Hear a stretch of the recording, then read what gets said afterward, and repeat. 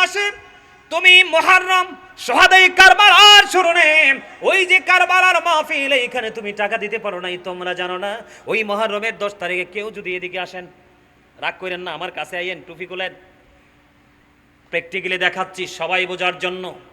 কেউ যদি কোনো এতিমকে আদর করে এভাবে বন্ধু, মুহররমের 10 তারিখে যদি কেউ হাতটা এভাবে আদর করে মায়া করে বুলিয়ে দেয়, রাসূল বললেন, ও আমার পাগল উম্মতের তোমরা শোনো গো, আমার আল্লাহ এত বেশি খুশি হয় ওই এতিমের মাথায় যতগুলো চুল আছে ওই ততগুলো চুলের সমপরিমাণ নেক তোমার আমল নামায় দিয়ে দেয়। আরে যুবক, এই সংগ্রাম তুমি করলে না, তুমি ওই সংগ্রাম করলে ইহুদি নাসারাদের সংস্কৃতি নিয়ে। আর বাংলাদেশের বড় বড় বিল্ডিং গুলোর ছাদের মধ্যে 2টা পতাকা দেখা যায়, একটা ব্রাজিল একটা আর্জেন্টিনা। এই টাকা খরচ, এই যে সময়, সব কিছু ব্যয় করেছো, এর জন্য তোমাকে বন্ধু খেসারত দিতে হবে। জোরে জোরে কন্যা নাউজুবিল্লাহ। এরে যুবক, মুহররমের 10 তারিখে কেউ যদি একটা রোজা রাখে তার 40 বছরের গুনাহ মাফ হয়ে যায়। তুমি তো সেই সংগ্রাম করো নাই। এই সংগ্রাম যদি তুমি একটা রোজা রাখতা, আরেকজনকে তুমি বলতা গাজী সুলাইমান বলে গেছে তুমিও রোজাটা রাখো, এইটাই হলো ইসলামকে প্রতিষ্ঠিত করার সংগ্রাম। এইভাবেই যুগের পর যুগ ইসলাম বেঁচে থাকবে। বন্ধুরে আমার, এই রমজান মাসে, এই মুহররমের মাসের মধ্যে 10 তারিখে কেউ যদি কোন অসুস্থ মানুষকে যদি একটুখানি আদর করে, একটুখানি সেবা করে রে ও বন্ধু, একটুখানি যদি সেবা করে, নবীজি বলেছে তার আমল নামায় গোটা অসুস্থ রোগী সেবা করার সওয়াব তার আমল নামায় ঢুকবে। জোরে জোরে কন্যা সুবহানাল্লাহ। তোমরা এই সংগ্রাম করো না। আমার রাসূল বললেন, মুহররম মাসে রোজাদারকে কেউ যদি ইফতারি করায় রে, রাসূল জানিয়ে দিলেন বন্ধু গোটা মুসলিম উম্মার ইফতারি করার সওয়াব তার আমলনামায় পৌঁছে যাবে। তোমরা এই সংগ্রাম করলে না, এই সংগ্রামের মাধ্যমে ইসলামকে তোমরা জিন্দা করে রাখতে পারবে, প্রতিষ্ঠিত করতে পারবে। ও বন্ধু, এটার জন্য দায় হলো বাবা মা। কথা বলেন না কেন? এটার জন্য দায়ী কে? আরো জোরে বলেন। দিকে তাকান, এটার জন্য দায়ী আমার দিকে তাকাও বন্ধু। সংগ্রাম বললাম যে সময় সময় করতে হবে। এই সংগ্রামটা কেমন করে করতে হবে তোমরা খুব মজা পাও। পেটিংস জামা পরে, পেটিং পোশাক পরে আমার রাসূল বলেছেন, দুনিয়াতে যেই ব্যক্তি সম্মানের পোশাক পরবে তার জন্য অপমানের পোশাক ওই পারে বন্ধু বরাদ্দ। আর যে ব্যক্তি দুনিয়ার মধ্যে ওই যে বন্ধু যুদ্ধ করে করে বেঁচে যাবে দিনকে প্রতিষ্ঠিত করার জন্য, তার জন্য জান্নাতে বিভিন্ন ক্লাসের পোশাক থাকবে। রাসূল বললেন, ওই যে মুমিন, ওই যে মুত্তাকি বান্দা, সে জীবনের সাথে, দুনিয়ার সাথে, সমাজের সাথে, আত্মার সাথে যুদ্ধ করেছে ইসলামকে প্রতিষ্ঠিত করার জন্য। বলে হুজুর, পোশাকের ক্ষেত্রেও কি যুদ্ধ আছে? হ্যাঁ, নারীর যেমন পোশাক পরা ফরজ, পর্দা করা ফরজ, ঠিক তেমনি পুরুষেরও পর্দা করা ফরজ। সুবহানাল্লাহ বলেন না কেন? আর জোরে। বন্ধু, যে যারা বন্ধু দুনিয়ার বুকে শরীয়তের আইন মেনে পোশাক পরবে তাদের জন্য জান্নাতে বিভিন্ন ক্লাসের জান্নাতে পোশাক থাকবে। নবীজি বলছেন, তুমি যেটা মন চাই সেটাই তুমি নিতে পারবে, তোমার জন্য কোনো কন্ডিশন নাই। জোরে জোরে কন্যা একবার সুবহানাল্লাহ। এই যে জিন্স প্যান্ট, যুবক আমার দিকে তোমরা তাকাও, আমি ছোট্ট করে বন্ধু শেষ করে দিব। আল্লাহ রে, অনেক সময় হয়ে গেছে। বন্ধু আমার দিকে তাকান, খেয়াল করেন। নারীদের পর্দার ওয়াজ জীবনে বহুত শুনছেন, আমি সেই দিকে যাব না। পুরুষের কথা বলবো। পুরুষের পর্দা এবং যুদ্ধ, এটা কিন্তু যুদ্ধ।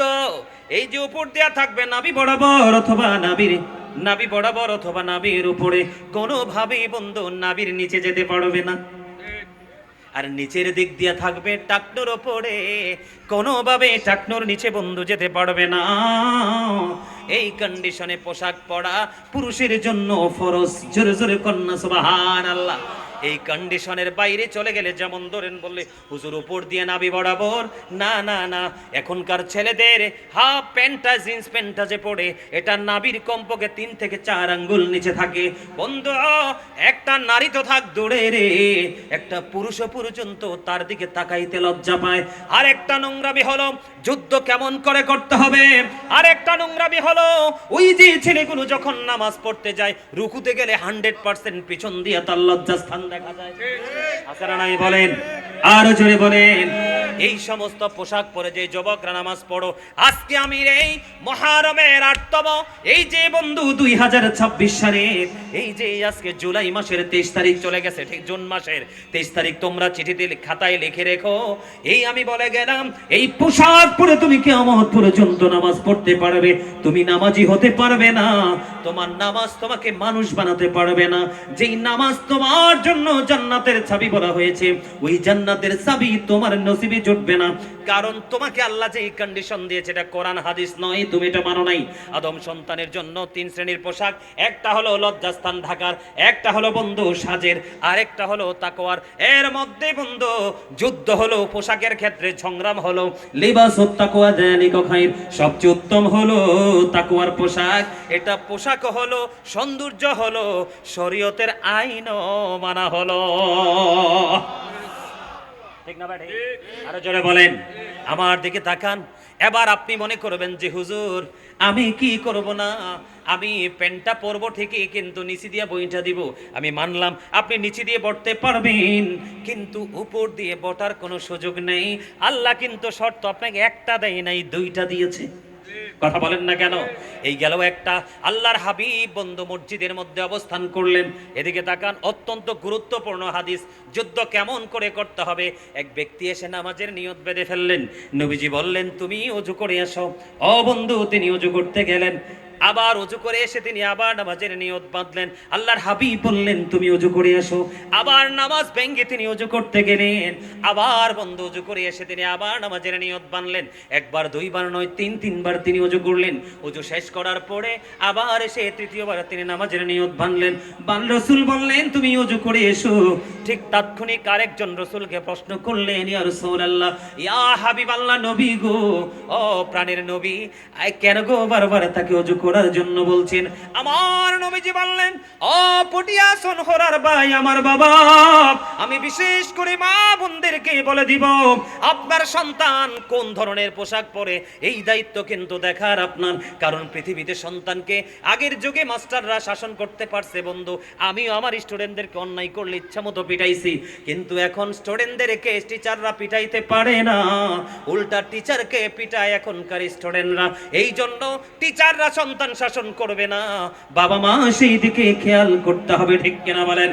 বন্ধু রাসূল বললেন, ও বন্ধু রাসূল বললেন, কিয়ামত পর্যন্ত সেই পোশাক পরে নামাজ পড়তে পারবে, কিয়ামত পর্যন্ত পোশাক পরে সেই নামাজ পড়তে পারবে, নামাজ আল্লাহর দরবারে কবুল হবে না। কারণ পোশাকের যেই কন্ডিশন আল্লাহর দেওয়া সে মানতে পারে নাই, যেহেতু সে মানে নাই, এই জায়গায় পোশাকের ক্ষেত্রে এখানে ইসলাম আজ ইসলামকে প্রতিষ্ঠা করার সংগ্রাম সে করতে জানে নাই। কথা বল না কেন? আমি কি ভুল বললাম? এবার আপনি প্রশ্ন করতে পারেন বলে, হুজুর এই পোশাক আসলো কোত্থেকে, এটার জন্ম কোথায়? এই পোশাক আবিষ্কার করেছে বন্ধু বেঈমান কাফেরেরা। আমার দিকে তাকাও যুবক, আমি এসে খবর নিয়েছি গতকালকের মাহফিলে উপস্থিতি ছিল কম, আজকের উপস্থিতি কিন্তু চোখে পড়ার মতো, ঠিক না ঠিক? আরো জোরে বলেন। এই যুবক, গতকালকে তোমরা মাহফিলকে পছন্দ করে নাই, ব্রাজিল এবং আর্জেন্টিনার ফুটবল খেলা তোমরা দেখেছো, কথা বলে না কেন? যুবক, ইসলামকে প্রতিষ্ঠিত করতে হলে ইহুদি নাসারাদের কালচার থেকে টোটাল তোমাকে বের হয়ে আসতে হবে। আমি মনে রাখো, তোমরা যদি তওবা না করো, কি করো? তোমরা যদি তওবা না করো তাহলে তোমাদের বিপদ দুনিয়ায় আছে, আখিরাতে আছে। আমি যুবক বন্ধু তোমাদেরকে মিন করে বলতে চাই, আল্লাহ কোরআনে বলেছে, আমি শুরুতে বলেছিলাম উইদ্দাত লিল মুত্তাকিন, মুত্তাকিনদের জন্য আল্লাহ জান্নাত বানিয়েছে। এখন আমি বলে দিতে চাই, আল্লাহ বলেছেন উইদ্দাত লিল কাফিরিন, কাফিরদের জন্য আমার আল্লাহ বানিয়ে দিয়েছেন জাহান্নাম। নাউজুবিল্লাহ বলেন না কেন? যুবক, আমার আল্লাহ কোরআনে বলেছেন the heretics are the eternal enemy of the believers। আল্লাহ বলেছেন ইন্নাল কাফিরিনা কানু লাকুম আদুওয়াম মুবিনা। আল্লাহ বলেছেন বেঈমান কাফেরেরা মুসলমানদের প্রকাশ্য শত্রু। এই যে ব্রাজিল এবং আর্জেন্টিনার খেলা তোমরা দেখেছো যুবক, আরে একটাও তো ইমানদার নয়, এরা সবগুলো বন্ধু ইহুদি। এই যে তোমরা বাংলার জমিনে বসে বসে বন্ধু তুমি ফুটবল খেলা দেখেছো, তোমার পকেটের কৌশলে তোমার পকেট থেকে তারা টাকা কেটে নিয়েছে, এমবি খরচ হয়েছে কিনা? কথা বলেন না কেন? এই যে টাকা খরচ করেছ, তুমি খোঁজ নিয়ে দেখো, অনলাইনে তুমি খবর নিয়ে দেখো, এই সবগুলো টাকা তাদের অ্যাকাউন্টে জমা হয়ে গেছে। এই টাকা দিয়ে ও বন্ধু গাজা নয়, ফিলিস্তিন নয়, ও বন্ধু মনে রাখো একদিন বাংলাদেশকেও তারা কচুকাটা করার জন্য প্ল্যানিং করবে, কারণ তোমার পকেটের টাকা দিয়ে তারা তোমাকে হত্যা করবে। এটা হলো দুনিয়ার সাজা, আর আখিরাতের সাজা হলো, আল্লাহ বলছে ওহিদ্দাতিল মুত্তাকিন ওহিদ্দাতিল কাফিরিন। আল্লাহ এক শ্রেণীর মানুষকে বললে you have to go to hell, তোমাদেরকে মাস্ট বি চলে যেতে হবে অবর্ণনীয় যন্ত্রণার জায়গা জাহান্নামে। আল্লাহ আরেকজনকে বলেছেন ওহিদ্দাতিল মুত্তাকিন, আল্লাহ একদলকে বলেছে তোমার জন্য কন্টিনিউয়াসলি জান্নাত বরাদ্দ। এখন প্রশ্ন হলো, অনন্তকাল বেঈমান কাফিরেরা জাহান্নামে থাকবে। এই জাহান্নামে কেন ঈমানদারেরা যাবে? কারণ তারা বেঈমান কাফিরের সংস্কৃতির চর্চা করেছে, মুসলমানিত্ব নিয়ে তাদের কোনো চর্চা নাই। ঠিক কিনা বলে? কি কথা খারাপ লাগছে? এই যুবক, এটা আশুরার মাস। কয়টা যুবক একবারে কনফিডেন্সলি বলতে পারবে যে মুহররমটা কবে শুরু হয়েছে? পারবে না। কিন্তু আর্জেন্টিনা ব্রাজিলের ফাইনাল সেমিফাইনাল কবে হবে এটা তোমরা নিখুঁত করে কোট করে রেখেছো।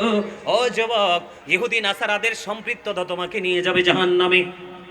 কোথায় বলেছে কে? আল্লাহ কোরআন থেকে প্রমাণিত। আর যদি তুমি রসুল এবং রসুলের আহলে বাইতের সাথে প্রেম করতে পারো, আমার রসুল জানিয়ে দিয়েছেন, বলবো Imam Hassan and Hussein are the leader of younger people in Jannah. আমার রাসূল বলে দিয়েছেন ইমাম Hasan and Husain are the leader of younger people in Jannah. আমার রাসূল বলে দিয়েছেন আল হাসান ওয়াল হুসাইন সাইয়্যিদ শাবাবি আহলিল জান্নাহ। রাসূল বললেন ইমাম হাসান হুসাইন দুই ভাই ইমানদার যুবকদের জান্নাতে লিডার। এই মুহররম মাসে তুমি মুহররম শহাদায়ে কারবালার স্মরণে ওই যে কারবালার মাহফিল, এইখানে তুমি টাকা দিতে পারো নাই, তোমরা জানো না? ওই মুহররমের 10 তারিখে কেউ যদি এদিকে আসেন, রাগ করেন না, আমার কাছে আইয়েন, টুপি খুলেন, প্র্যাকটিক্যালি দেখাচ্ছি সবাই বোঝার জন্য। কেউ যদি কোনো এতিমকে আদর করে এভাবে বন্ধু, মুহররমের 10 তারিখে যদি কেউ হাতটা এভাবে আদর করে মায়া করে বুলিয়ে দেয়, রাসূল বললেন ও আমার পাগল উম্মতের তোমরা শোনো গো, আমার আল্লাহ এত বেশি খুশি হয় ওই এতিমের মাথায় যতগুলো চুল আছে ওই ততগুলো চুলের সমপরিমাণ নেক তোমার আমল নামায় দিয়ে দেয়। আরে যুবক, এই সংগ্রাম তুমি করলে না, তুমি ওই সংগ্রাম করলে ইহুদি নাসারাদের সংস্কৃতি নিয়ে। আর বাংলাদেশের বড় বড় বিল্ডিং গুলোর ছাদের মধ্যে দুইটা পতাকা দেখা যায়, একটা ব্রাজিল একটা আর্জেন্টিনা। এই টাকা খরচ, এই যে সময়, সব কিছু ব্যয় করেছো, এর জন্য তোমাকে বন্ধু খেসারত দিতে হবে। জোরে জোরে কন্যা নাউজুবিল্লাহ। এরে যুবক, মুহররমের 10 তারিখে কেউ যদি একটা রোজা রাখে তার 40 বছরের গুনাহ মাফ হয়ে যায়। তুমি তো সেই সংগ্রাম করো নাই। এই সংগ্রাম যদি তুমি একটা রোজা রাখতা, আরেকজনকে তুমি বলতা গাজী সুলাইমান বলে গেছে তুমিও রোজাটা রাখো, এইটাই হলো ইসলামকে প্রতিষ্ঠিত করার সংগ্রাম। এইভাবেই যুগের পর যুগ ইসলাম বেঁচে থাকবে। বন্ধুরে আমার, এই রমজান মাসে, এই মুহররমের মাসের মধ্যে 10 তারিখে কেউ যদি কোন অসুস্থ মানুষকে যদি একটুখানি আদর করে, একটুখানি সেবা করে রে ও বন্ধু, একটুখানি যদি সেবা করে, নবীজি বলেছে তার আমল নামায় গোটা অসুস্থ রোগী সেবা করার সওয়াব তার আমল নামায় ঢুকবে। জোরে জোরে কন্যা সুবহানাল্লাহ। তোমরা এই সংগ্রাম করো না। আমার রাসূল বললেন মুহররম মাসে রোজাদারকে কেউ যদি ইফতারি করায় রে, রাসূল জানিয়ে দিলেন বন্ধু গোটা মুসলিম উম্মার ইফতারি করার সওয়াব তার আমলনামায় পৌঁছে যাবে। তোমরা এই সংগ্রাম করলে না, এই সংগ্রামের মাধ্যমে ইসলামকে তোমরা জিন্দা করে রাখতে পারবে, প্রতিষ্ঠিত করতে পারবে। ও বন্ধু, এটার জন্য দায় হলো বাবা মা। কথা বলেন না কেন? এটার জন্য দায়ী কে? আরো জোরে বলেন। এটার জন্য দায় নিতে হবে বাবা মা। এই দায় আপনারা এড়াতে পারবেন না। এই দায় এড়িয়ে যাওয়ার সুযোগ নাই। এদিকে তাকান। Don't smiling. কেমন করে বলুন তোমায় দেখি, আছো তুমি ওই মদিনায়, আছো তুমি ওই মদিনায়, সঙ্গে নিয়ে দুই প্রেমিক সাথী, কেমন করে বলো তোমায় দেখি, বলেন না ওগো নবীজি কেমন করে বলো তোমায় দেখি, বলেন ওগো নবীজি, বলেন না সবাই। আছো তুমি ওই মদিনায়, আছো তুমি সঙ্গে নিয়ে দুই প্রেমিক সাথী, কেমন করে বলো তোমায় দেখি, দেখার আশাম আমার মনে পোষে রেখেছি যতন করে, বলেন দেখার আশা পোষে রেখেছি আপন করে, পাই যদি গো নবী তোমার দিদার, পাই যদি গো নবী তোমার দিদার, শীতল হবে মোর দুটি আখি, কেমন করে বলো তোমায় দেখি, বলিন ওগো নবীজি কেমন করে বলো তোমায় দেখি। মারহাবা বলেন না, ভাল লাগছে? অনেক লম্বা, যদি ভাল লাগে অনলাইন থেকে শুনবে। মারহাবা বলেন, আরো জোরে বলেন। আপনাদেরকে একটু মনে করিয়ে দিলাম। আপনারা বলেন আবু বকর এবং ওমর রাদিয়াল্লাহু তাআলা আনহুর এটা কি তাদের সংগ্রাম না? এটা কি তাদের যুদ্ধ নয়? কিসের জন্য? ইসলামকে, সুবহানাল্লাহ বলেন না। আজকে আমরা মাহফিলের জন্য, মসজিদের জন্য, আল্লাহর ঘরের জন্য যখন টাকা চাই, আমরা 500 টাকার নোটটা লুকিয়ে 5 টাকার নোটটা বের করে দিই। কথা বলেন ঠিক না ঠিক? আমি অহংকার না, যেহেতু সংগ্রামের কথা বলছেন, সেই সংগ্রাম, যেহেতু সংগ্রামের কথা বলছেন, কেউ কি বিরক্ত হচ্ছেন? যেহেতু সংগ্রামের কথা বলছেন, আমার বিষয়টা, সংগ্রামটা কেমন করে করতে হয়। আমার গ্রামে একটা 32 বছরের পুরনো মসজিদ, মাটির ছিল না, ভয়ে মানুষ এটাতে ঢুকতো না, মানে উপরে টিনের চাল, চারপাশে মাটি।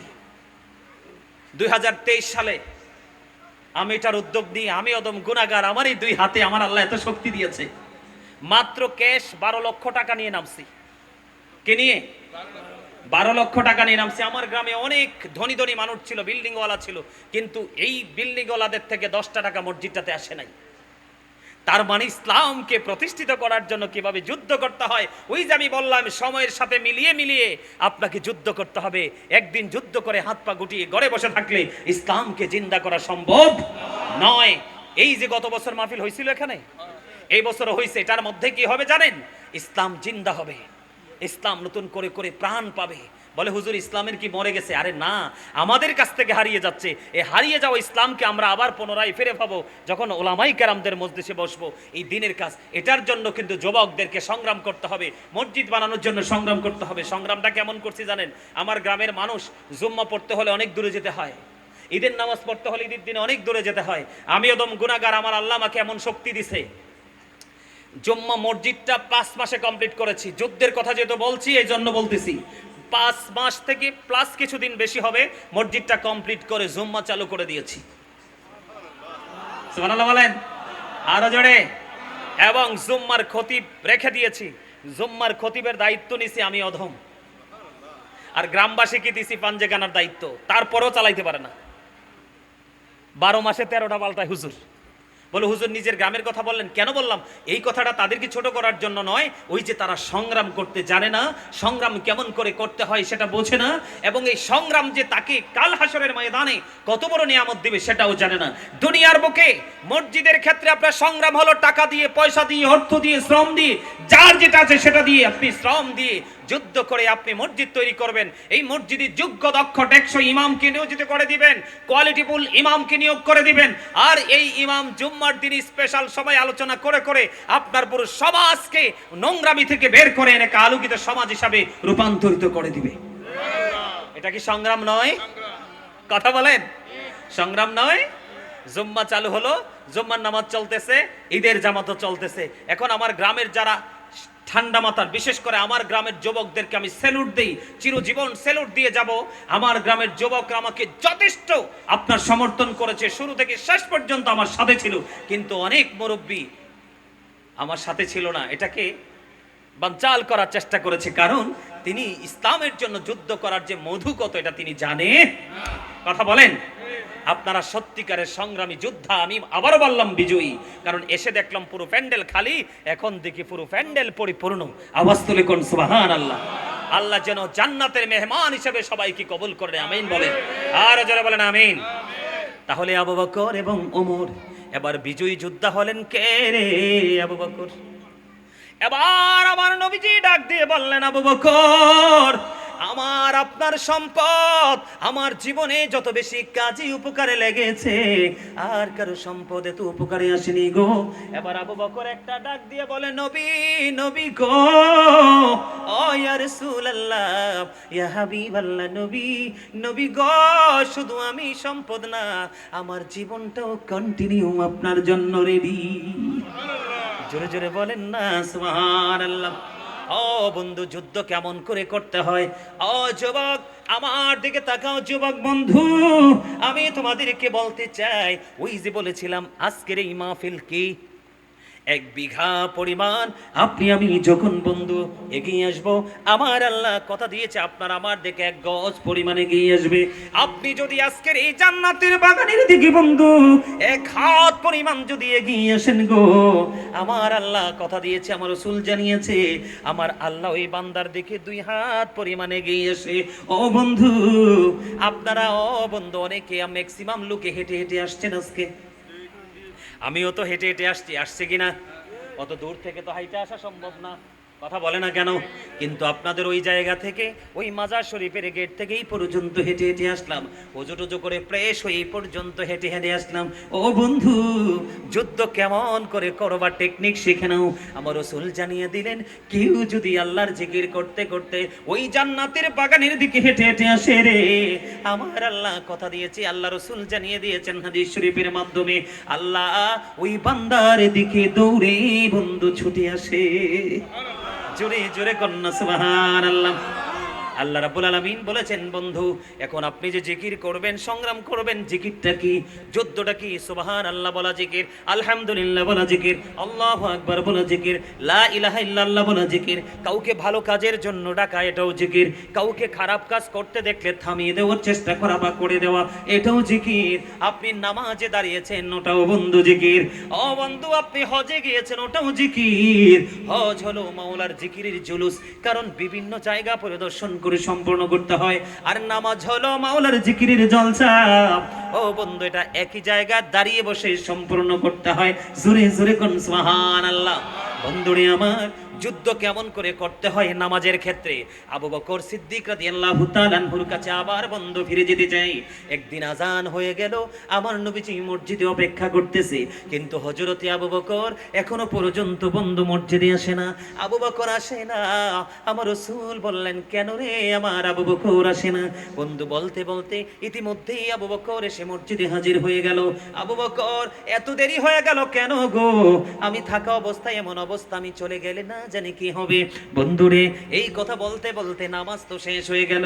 নামাজ যখন শেষ হয়ে গেল, নামাজ শেষ হয়ে যাওয়ার পরে ওই যে মসজিদে নববী থেকে আপনার আমার প্রাণের নবীজির পবিত্র একটা কদম মোবারক যখন মসজিদের বাহিরের দিকে বাড়িয়ে দিলেন, এবার চাইয়া দেখে রে, হযরতে জিবরাইল আলাইহিস সালাম আমার নবীজির সামনে এসে হাজির। তাও জিবরাইলের অঙ্গে দেখা যায় খেজুর পাতার পোশাক। জোরে জোরে কন্যা একবার সুবহানাল্লাহ, আরো জোরে বলেন না সুবহানাল্লাহ। এবার যখন খেজুর পাতার পোশাক দেখতে পাইলেন বন্ধু, এবার জিবরাইলকে প্রশ্ন করলেন, ও ভাই জিবরাইল, আপনার পরনে আজকে কেন গো ব্যতিক্রমী খেজুর পাতার পোশাক দেখা যায়? এবার আবু বকর সিদ্দিক রাদিয়াল্লাহু তাআলা আনহুকে মেন করে জিবরাইল বললেন, ও গো নবী, আপনি চেয়ে দেখেন গো, ও নবী গো, আপনি চাইয়া দেখেন, আপনার আবু বকরের পরনেও খেজুর পাতার পোশাক। জোরে জোরে কন্যা সুবহানাল্লাহ। যুবক, এই যুবক হৃদয় খুলে শুনো, আমরা কেন ভালো মানুষ হতে পারিনি? কারণ ভালো মানুষ হওয়ার জন্য যেই মূল জায়গাটা প্রয়োজন, এই জায়গাটাকে আমরা শক্ত করে ধরতে পারি নাই। তার মানে এই জায়গায় যুদ্ধটা সংগ্রামটা ভালো করে করতে পারি নাই। আবু বকর থেকে ট্রেনিং নিয়ে নাও বন্ধু। আবু বকর ইসলামের জন্য দান করতে করতে করতে করতে তিনি একেবারে দুস্থ হয়ে গেলেন। সুবহানাল্লাহ বলবেন না? একেবারে দুস্থ হয়ে গেল বন্ধু। এবার তিনি নামাজ পড়তে যে যাবে, নামাজ পড়ার কিন্তু একটা কন্ডিশন আছে, আছে না নাই বলেন? কথা বলে না কেন? আরো জোরে বলেন। পোশাকের একটা শর্ত আছে না নাই? বন্ধু আজকে আবু বকর নামাজ পড়তে যাবে রে, ওই নামাজ পড়ার জন্য যে পোশাকটা প্রয়োজন, ওই পোশাক আবু বকরের কেনার মতো সামর্থ্য নেই, হারিয়ে ফেলেছে, সর্বশেষটুকু দিয়ে দিয়েছে। ও বন্ধু দিনের জন্য নবীজির কদমে বিলিয়ে দিলেন। এবার বন্ধু তিনি কি করলেন? আজান তো হয়ে গেছে, নামাজ তো পড়তে হবে রে, নামাজ তো ছাড়া যাবে না নবীজি ওই মসজিদে নববীতে। এবার আবু বকর সিদ্দিক রাদিয়াল্লাহু তাআলা আনহু তিনি কি করলেন? গোনার মধ্যে যে ছোট্ট জামা ছিল, ওই জামার সাথে খেজুরের বালিশের গিলাপ তিনি জোড়া লাগালেন। আর জোড়া লাগাইতে গিয়ে বন্ধু খেজুর কাঠাকে সুই হিসাবে আর খেজুর পাতাকে সুতা হিসাবে তিনি ব্যবহার করলেন। ব্যবহার করে তিনি জামাটাকে লম্বা করে তৈরি করে মসজিদে যাইতে একটু দেরি হয়ে গেল। যখন আবু বকর আর এমন এই প্রেম যখন দেখলেন আল্লাহর হুকুম পালন করার জন্য, এই যে আবু বকরের এই যুদ্ধ, এই সংগ্রাম যখন দেখলেন, এটা আমার কথা নয় ও বন্ধু, জিব্রাইল নবীজির সঙ্গে সাক্ষী দিচ্ছে, নবী নবী গো, আবু বকর যখন খেজুর পাতার পোশাকটুকু বানাইয়া আল্লাহর হুকুম পালনের জন্য নামাজ নামক জিকিরের জন্য যখন রওনা দিয়ে দিল, আমার আল্লাহ শুধু আমি জিব্রাইল নয় গো, আমার আল্লাহ সমস্ত আসমানবাসীকে ডেকে ডেকে বললেন, এর আসমানের ফেরেশতারাও আজকে আমার আবু বকরের সম্মানার্থে সবাই খেজুর পাতার পোশাক পরে না। জোরে জোরে বলেন না সুবহানাল্লাহ। আজকে আমাদের ঘরে কত সুন্দর সুন্দর পায়জামা আছে, কত সুন্দর সুন্দর পাঞ্জাবি আছে, লম্বা জামা পরে নামাজ পড়া সুন্নত। আমরা কিন্তু বন্ধু লম্বা জামা পরি না। কথা বলেন না? পরি। লম্বা জামা আমরা পরি না। বন্ধু আমরা পরি ডিজিটাল শার্ট প্যান্ট, ঠিক কিনা বলেন? তুমি কেমন করে ইসলামকে বন্ধু প্রতিষ্ঠিত করতে হবে যুবক, আমার দিকে তাকাও। এখানে ম্যাক্সিমাম যুবকের পরনে জিন্স প্যান্ট আছে না নাই? যুদ্ধ কেমন করে করতে হবে যুবক, আমার দিকে তাকাও যুবক। তোমরা কেমন করে সংগ্রাম করবে, কেমন করে তোমরা যুদ্ধ করবে, এটা বোঝার জন্য বলতেছে। আল্লাহ কোরআনে বলেছেন, ইয়া বানি আদামা কদ আনসালনা আলাইকুম লিবাসান ইউয়ারি সাওয়াতিকুম ওয়া রিশান ওয়া লিবাসুত তাকওয়া যালিকা খায়র। জোরে জোরে বলেন একবার আল্লাহু আকবার। এটা হাদিস বলি নাই, কোরআন বলেছি বন্ধু, আমার দিকে তাকান। এই যুবক আমার দিকে তাকাও বন্ধু। সংগ্রাম বললাম যে সময় সময় করতে হবে, এই সংগ্রামটা কেমন করে করতে হবে তোমরা খুব মজা পাও। পেটিংস জামা পরে, পেটিং পোশাক পরে আমার রাসূল বলেছেন, দুনিয়াতে যেই ব্যক্তি সম্মানের পোশাক পরবে তার জন্য অপমানের পোশাক ওই পারে বন্ধু বরাদ্দ। আর যে ব্যক্তি দুনিয়ার মধ্যে ওই যে বন্ধু যুদ্ধ করে করে বেঁচে যাবে দিনকে প্রতিষ্ঠিত করার জন্য, তার জন্য জান্নাতে বিভিন্ন ক্লাসের পোশাক থাকবে।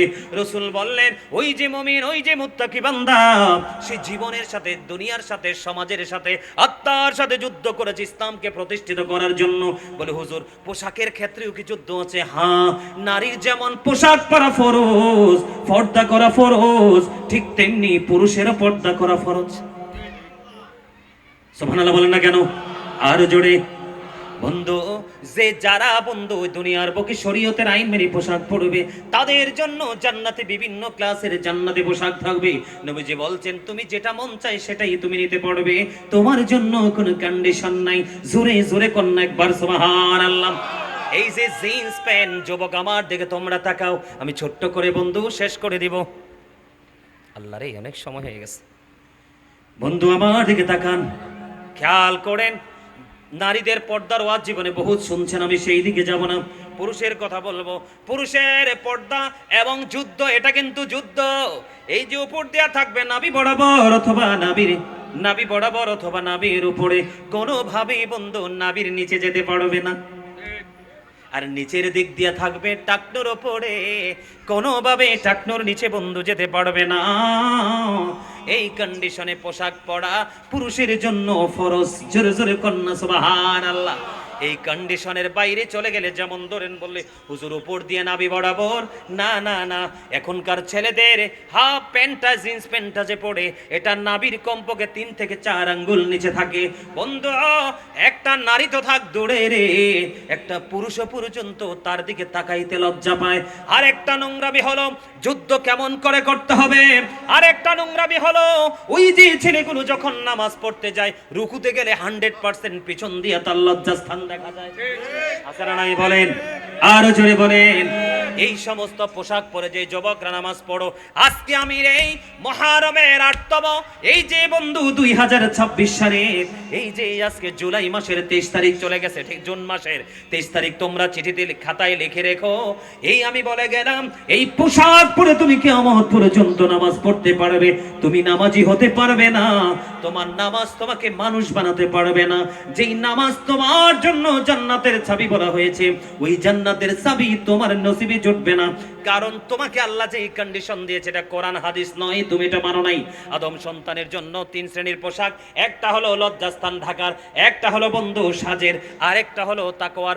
এর মধ্যে বন্ধু যুদ্ধ হলো পোশাকের ক্ষেত্রে, সংগ্রাম হলো লিবাসুত তাকওয়া যালিকা খায়র, সবচেয়ে উত্তম হলো তাকওয়ার পোশাক।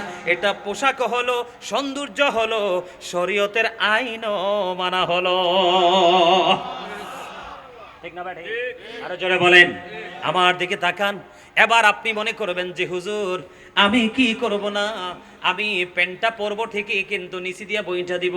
আমি মানলাম আপনি নিচে দিয়ে বটতে পারবেন, কিন্তু উপর দিয়ে বটার কোনো সুযোগ নেই।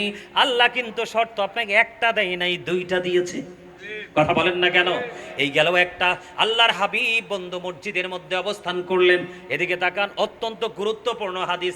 যুদ্ধ কেমন করে করতে হবে, এক ব্যক্তি এসে নামাজের নিয়ত বেঁধে ফেললেন। নবীজি বললেন তুমি ওযু করে আসো। ও বন্ধু, তিনি ওযু করতে গেলেন, আবার ওযু করে এসে তিনি আবার নামাজের নিয়ত বাঁধলেন। আল্লাহর হাবিব বললেন তুমি ওযু করে আসো। আবার নামাজ ভেঙে তিনি ওযু করতে গেলেন, আবার বন্ধু ওযু করে এসে তিনি আবার নামাজের নিয়ত বাঁধলেন। একবার, দুইবার নয়, 3বার তিনি ওযু করলেন। ওযু শেষ করার পরে আবার এসে 3য়বার তিনি নামাজের নিয়ত বাঁধলেন। রাসূল বললেন তুমি ওযু করে এসো। ঠিক তাৎক্ষণিক আরেকজন রাসূলকে প্রশ্ন করলেন, ইয়া রাসূলুল্লাহ, ইয়া হাবিবাল্লাহ, নবী গো, ও প্রাণের নবী, কেন গো বারবার তাকে ওযু করার জন্য বলছেন? আমার নবীজি বললেন, ও পটিয়া সোনহরার ভাই, আমার বাবা, আমি বিশেষ করে মা বোনদেরকে বলে দিব, আপনার সন্তান কোন ধরনের পোশাক পরে এই দায়িত্ব কিন্তু দেখার আপনার। কারণ পৃথিবীতে সন্তানকে আগের যুগে মাস্টাররা শাসন করতে পারছে বন্ধু। আমিও আমার স্টুডেন্টদেরকে অন্যায় করলে ইচ্ছা মতো পিটাইছি, কিন্তু এখন স্টুডেন্টদেরকে টিচাররা পিটাইতে পারে না, উল্টা টিচারকে পিটায় এখনকার স্টুডেন্টরা। এই জন্য টিচাররা সন্তান শাসন করবে না, বাবা মা সেই দিকে খেয়াল করতে হবে। ঠিক কিনা বলেন? বন্ধু রাসূল বললেন, ও বন্ধু রাসূল বললেন, কিয়ামত পর্যন্ত সেই পোশাক পরে নামাজ পড়তে পারবে, কিয়ামত পর্যন্ত পোশাক পরে সে নামাজ পড়তে পারবে। নামাজ আল্লাহর দরবারে কবুল হবে না, কারণ পোশাকের যেই কন্ডিশন আল্লাহর দেওয়া সে যে মানতে পারে নাই। যেহেতু সে মানে নাই, এই জায়গায় পোশাকের ক্ষেত্রে এখানে ইসলাম আজ ইসলামকে প্রতিষ্ঠা করার সংগ্রাম সে করতে জানে নাই। কথা বল না কেন? আমি কি ভুল বললাম? এবার আপনি প্রশ্ন করতে পারেন বলে, হুজুর এই পোশাক আসলো কোত্থেকে, এটার জন্ম কোথায়? এই পোশাক আবিষ্কার করেছে বন্ধু বেঈমান কাফেরেরা। আমার দিকে তাকাও যুবক, আমি এসে খবর নিয়েছি গতকালকের মাহফিলে উপস্থিতি ছিল কম, আজকের উপস্থিতি কিন্তু চোখে পড়ার মতো। ঠিক না বে ঠিক? আরো জোরে বলেন। এই যুবক, গতকালকে তোমরা মাহফিলকে পছন্দ করে নাই, ব্রাজিল এবং আর্জেন্টিনার ফুটবল খেলা তোমরা দেখেছো। কথা বলে না কেন? যুবক, ইসলামকে প্রতিষ্ঠিত করতে হলে ইহুদি নাসারাদের কালচার থেকে টোটাল তোমাকে বের হয়ে আসতে হবে। আমি মনে রাখো, তোমরা যদি তওবা না করো, কি করো? তোমরা যদি তওবা না করো, তাহলে তোমাদের বিপদ দুনিয়ায় আছে, আখিরাতে আছে। আমি যুবক বন্ধু তোমাদেরকে মিন করে বলতে চাই, আল্লাহ কোরআনে বলেছে, আমি শুরুতে বলেছিলাম উইদ্দাত লিল মুত্তাকিন, মুত্তাকিনদের জন্য আল্লাহ জান্নাত বানিয়েছে। এখন আমি বলে দিতে চাই, আল্লাহ বলেছেন উইদ্দাত লিল কাফিরিন, কাফিরদের জন্য আমার আল্লাহ বানিয়ে দিয়েছেন জাহান্নাম। নাউজুবিল্লাহ বলেন না কেন? যুবক, আমার আল্লাহ কোরআনে বলেছেন the heretics are the eternal enemy of the believers. Allah বলেছেন ইন্নাল কাফিরিনা কানু লাকুম আদুওয়াম মুবিনা। আল্লাহ বলেছেন বেঈমান কাফেরেরা মুসলমানদের প্রকাশ্য শত্রু। এই যে ব্রাজিল এবং আর্জেন্টিনার খেলা তোমরা দেখেছো যুবক, ওরা একটাও তো ইমানদার নয়, এরা সবগুলো বন্ধু ইহুদি। এই যে তোমরা বাংলার জমিনে বসে বসে বন্ধু তুমি ফুটবল খেলা দেখেছো, তোমার পকেটের কাট কৌশলে তোমার পকেট থেকে তারা টাকা কেটে নিয়েছে। এমবি খরচ হয়েছে কিনা? কথা বলেন না কেন? এই যে টাকা খরচ করেছ, তুমি খোঁজ নিয়ে দেখো, অনলাইনে তুমি খবর নিয়ে দেখো, এই সবগুলো টাকা তাদের অ্যাকাউন্টে জমা হয়ে গেছে। এই টাকা দিয়ে ও বন্ধু গাজা নয়, ফিলিস্তিন নয়, ও বন্ধু মনে রাখো একদিন বাংলাদেশকেও তারা কচুকাটা করার জন্য প্ল্যানিং করবে, কারণ তোমার পকেটের টাকা দিয়ে তারা তোমাকে হত্যা করবে। এটা হলো দুনিয়ার সাজা। আর আখিরাতের সাজা হলো আল্লাহ বলছে ওহিদ্দাত লিল মুত্তাকিন ওয়াইদ্দাত লিল কাফিরিন। আল্লাহ এক শ্রেণীর মানুষকে বললে you have to go to hell, তোমাদেরকে মাস্ট বি চলে যেতে হবে অবর্ণনীয় যন্ত্রণার জায়গা জাহান্নামে। আল্লাহ আরেকজনকে বলেছেন ওয়াইদ্দাত লিল মুত্তাকিন, আল্লাহ একদলকে বলেছে তোমার জন্য কন্টিনিউয়াসলি জান্নাত বরাদ্দ। এখন প্রশ্ন হলো অনন্তকাল বেঈমান কাফিরেরা জাহান্নামে থাকবে। এই জাহান্নামে কেন ঈমানদারেরা যাবে? কারণ তারা বেঈমান কাফিরের সংস্কৃতির চর্চা করেছে, মুসলমানিত্ব নিয়ে তাদের কোনো চর্চা নাই। ঠিক কিনা বলে? কি কথা খারাপ লাগছে? এই যুবক, এটা আশুরার মাস। কয়টা যুবক একবারে কনফিডেন্সলি বলতে পারবে যে মুহররমটা কবে শুরু হয়েছে? পারবে না। কিন্তু আর্জেন্টিনা ব্রাজিলের ফাইনাল সেমিফাইনাল কবে হবে এটা তোমরা নিখুঁত করে কোট করে রেখেছো। ও যুবক, ইহুদি নাসারাদের সম্পৃক্ততা তোমাকে নিয়ে যাবে জাহান্নামে। কোথায় বলেছে কে? আল্লাহ কোরআন থেকে প্রমাণিত। আর যদি তুমি রসুল এবং রসুলের আহলে বাইতের সাথে প্রেম করতে পারো, আমার রসুল জানিয়ে দিয়েছেন, বলবো Imam Hassan and Hussein are the leader of younger people in Jannah. আমার রাসূল বলে দিয়েছেন ইমাম Hasan and Husain are the leader of younger people in Jannah. আমার রাসূল বলে দিয়েছেন আল হাসান ওয়াল হুসাইন সাইয়্যিদ শাবাবি আহলিল জান্নাহ। রাসূল বললেন ইমাম হাসান হুসাইন দুই ভাই ইমানদার যুবকদের জান্নাতে লিডার। এই মুহররম মাসে তুমি মুহররম শহাদায়ে কারবালার স্মরণে ওই যে কারবালার মাহফিল, এইখানে তুমি টাকা দিতে পারো নাই, তোমরা জানো না? ওই মুহররমের 10 তারিখে কেউ যদি এদিকে আসেন, রাগ করেন না, আমার কাছে আইয়েন, টুপি খুলেন, প্র্যাকটিক্যালি দেখাচ্ছি সবাই বোঝার জন্য। কেউ যদি কোনো এতিমকে আদর করে এভাবে বন্ধু, মুহররমের 10 তারিখে যদি কেউ হাতটা এভাবে আদর করে মায়া করে বুলিয়ে দেয়, রাসূল বললেন ও আমার পাগল উম্মতেরা তোমরা শোনো গো, আমার আল্লাহ এত বেশি খুশি হয় ওই এতিমের মাথায় যতগুলো চুল আছে ওই ততগুলো চুলের সমপরিমাণ নেক তোমার আমল নামায় দিয়ে দেয়। আরে যুবক, এই সংগ্রাম তুমি করলে না, তুমি ওই সংগ্রাম করলে ইহুদি নাসারাদের সংস্কৃতি নিয়ে। আর বাংলাদেশের বড় বড় বিল্ডিং গুলোর ছাদের মধ্যে দুইটা পতাকা দেখা যায়, একটা ব্রাজিল একটা আর্জেন্টিনা।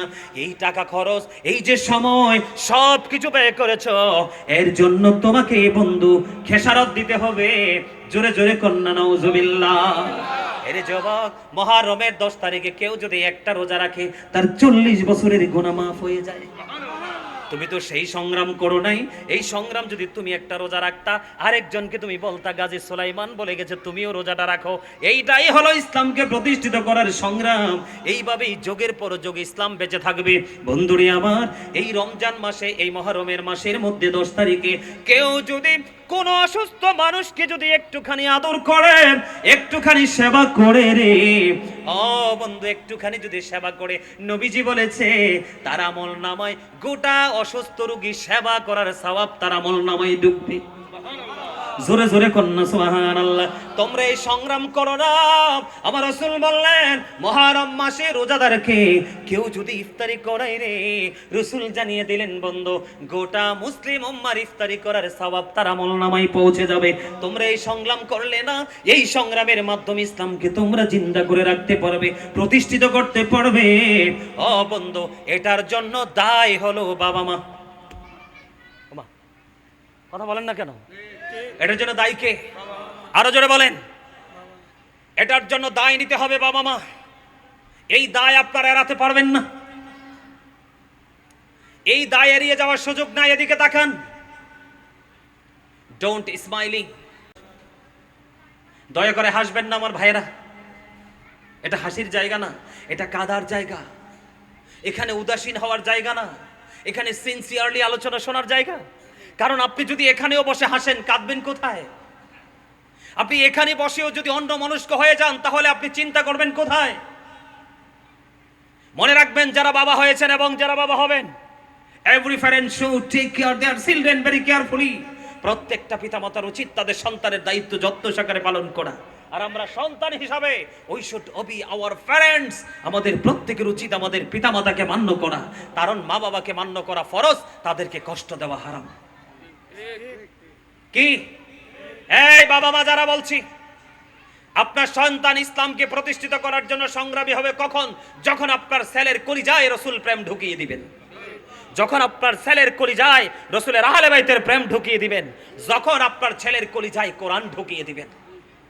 আপনি কি মনে করছেন সন্তানকে বাড়ি গাড়ি টাকা পয়সা দিয়ে দেওয়ার নাম আপনার বাবা? আরে না, রাসূল বলেছেন ওই বাবাই যোগ্য বাবা, যেই বাবা তার সন্তানকে সংগ্রাম করার ট্রেনিং দিয়ে গেছে, ন্যায় পরায়ণতার ট্রেনিং দিয়েছে। কিভাবে দিতে হবে এই ট্রেনিং যদি আপনার সন্তানকে দিতে চান, রাসূল বলেছেন, বলবো আদিবু আদিবু আওলাদাকুম আলা তালাতি খিসালিন হুব্বি নবিকুম ওয়া হুব্বি আহলি বাইতিহি ওয়া আলা কিরাতিল কুরআন। রাসূল বলেছেন, তোমরা তোমাদের সন্তানদেরকে তিনটি বিষয় শিক্ষা দাও। ফার্স্ট টাইম হুব্বি নবিকুম, নবীর প্রেম শিখাও। এরপরে বলেছেন হুব্বি আহলি বাইতিহি, নবীর আহলে বাইতের প্রেম শিখাও। এরপরে বলেছেন ওয়া আলা কিরাতিল কুরআন, কোরআন তেলাওয়াত শিখাও। আপনার সন্তান তখনই সংগ্রামী হবে যখন মদিনাওয়ালাকে জানবে।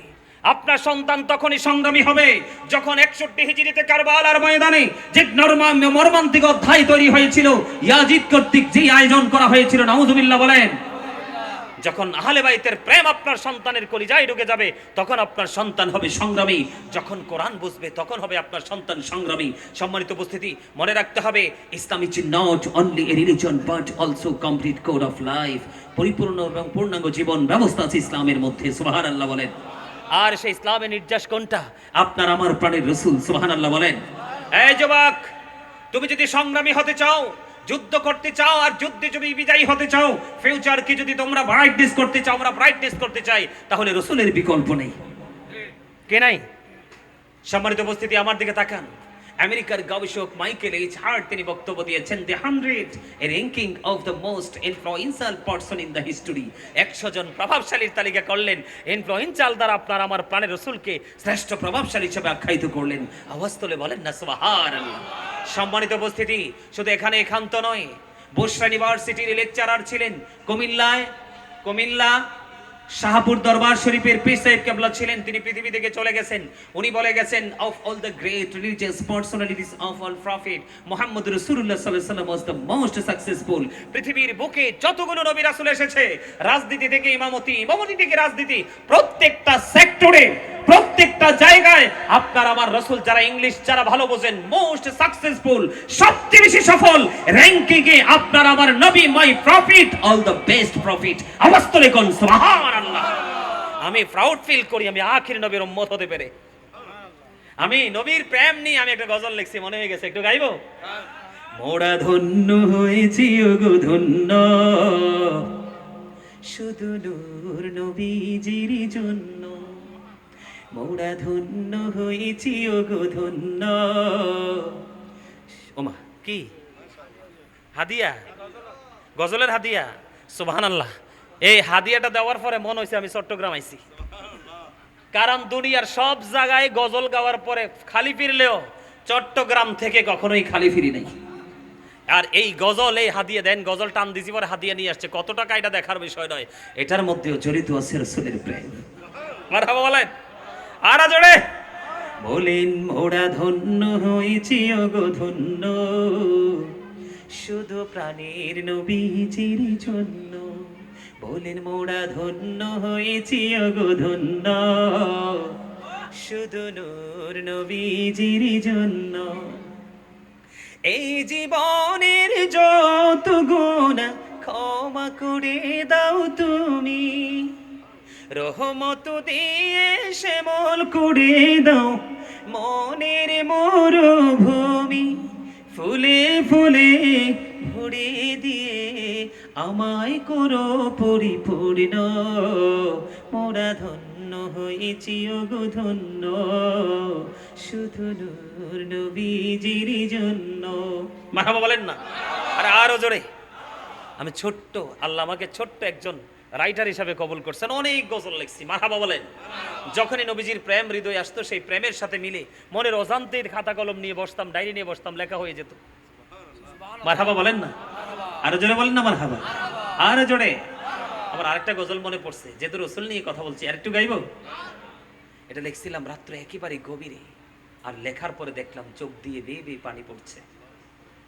আরেকটা গজল লিখছি, এই তো যে সুন্দর নূর নবীজি, নামটি মধুমাখা, তুমি ছাড়া শূন্য জীবন, আমি যে বড় একা। ঠিক না বলেন? বলেন না? এই তো যে সুন্দর নূর নবীজি, নামটি মধুমাখা, তুমি ছাড়া শূন্য জীবন, আমি যে বড় একা। পথচে আছি আমি, বলেন পথচে আছি আমি, কবে দেবা দেখা, এই তো যে সুন্দর নূর নবীজি, নামটি মধুমাখা, প্রেমিকি ছিলেন হাবুশির বেলাল, চেহারা তার কালো, হৃদয় জোড়ে ছিল গো রাসূল, তোমার প্রেমের আলো। বলেন প্রেমিকি ছিলেন হাবুশির বেলাল, চেহারা তার কালো, হৃদয় জোড়ে ছিল গো রাসূল, তোমার প্রেমের আলো। নবীর প্রেমের ইতিহাসে এই নামটি আছে লেখা, এই তো যে সুন্দর নূর নবীজি, নামটি মধুমাখা। মারহাবা বলেন না? আল্লাহু আকবার। ইয়া রাসূলুল্লাহ, ইয়া গাউসুল আজম, জিন্দাবাদ জিন্দাবাদ জিন্দাবাদ জিন্দাবাদ।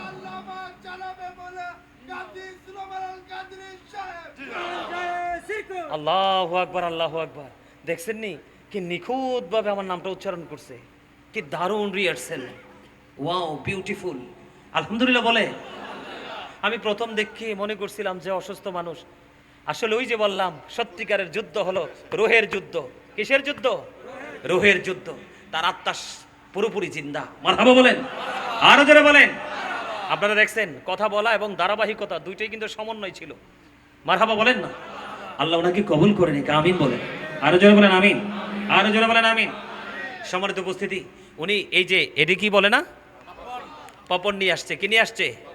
উনি পপনটা নিয়ে আসছে, একটা ব্যাগ আছে।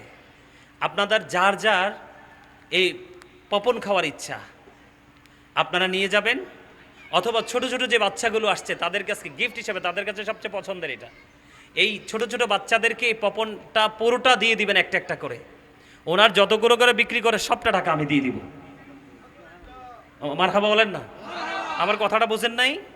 মানে উনি যে এখানে যে ব্যাগের মধ্যে যে পপনের প্যাকেটগুলো নিয়ে আসছে, উনি যেন এগুলো ফিরিয়ে নিতে না হয়, দুইজন বা অথবা আমাদের গাউসিয়া কমিটির যে সদস্যরা ভাইয়েরা আছে, তোমরা কি করবে, ছোট একেবারে ছোট ছোট বাচ্চা যারা খেতে পারে তাদেরকে এখান থেকে যতটুকু দেওয়া যায় একটা একটা করে সবাইকে গণনা করে প্যাকেটটা দিয়ে দিবে।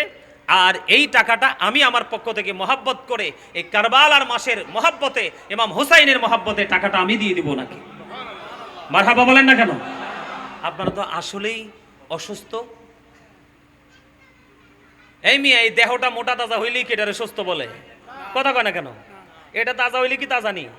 এটা সুস্থ হইলে সুস্থ না তো। আসল সুস্থতা হলো আত্মারটা। কোনটা? কথা বলে না। আসল সুস্থতা কোনটা? কথা বলে না। আত্মারটা কোনটা? মারহাবা বলেন, আরো জোরে মারহাবা বলেন, আরো জোরে মারহাবা বলেন।